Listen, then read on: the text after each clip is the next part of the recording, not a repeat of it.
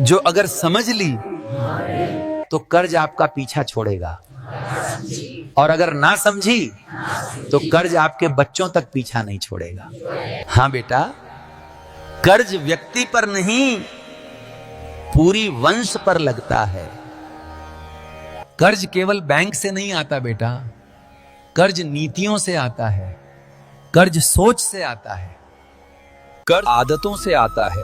और सुनो, कर्ज जेब को नहीं मारता, कर्ज इंसान की आत्मा को मार देता है।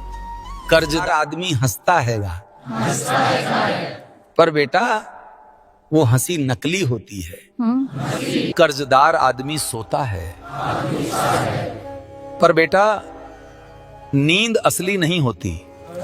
कर्जदार आदमी घर में रहता है, पर घर उसका घर नहीं, उसकी कैद बन जाता है। कर्ज इंसान को नहीं बांधता, कर्ज इंसान को अंदर से खाली कर देता है। सबसे दर्दनाक बात यह है बेटा, कर्जदार इंसान सिर्फ परेशान नहीं होता, वो शर्मिंदा भी होता है। अपने ही घर में, अपने ही लोगों के बीच वो सिर झुकाकर चलता है।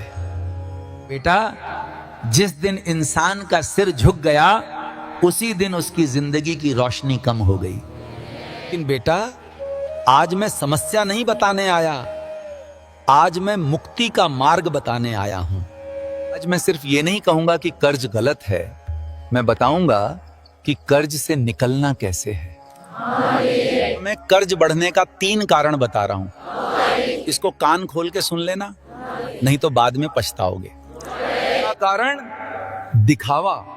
लोग अपनी कमाई से नहीं, दूसरों की नजर से जी रहे हैं। शादी में इतना खर्च, कपड़ों पर इतना खर्च, त्योहार पर इतना खर्च। का कारण, तौलना।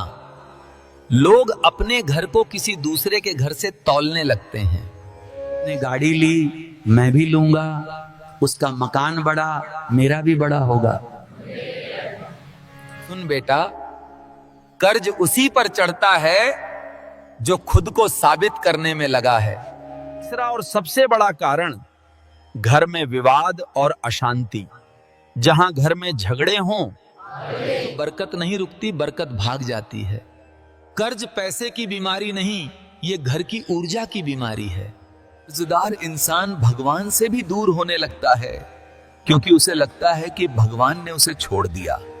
मूर्ख, भगवान ने नहीं, तूने खुद को छोड़ दिया।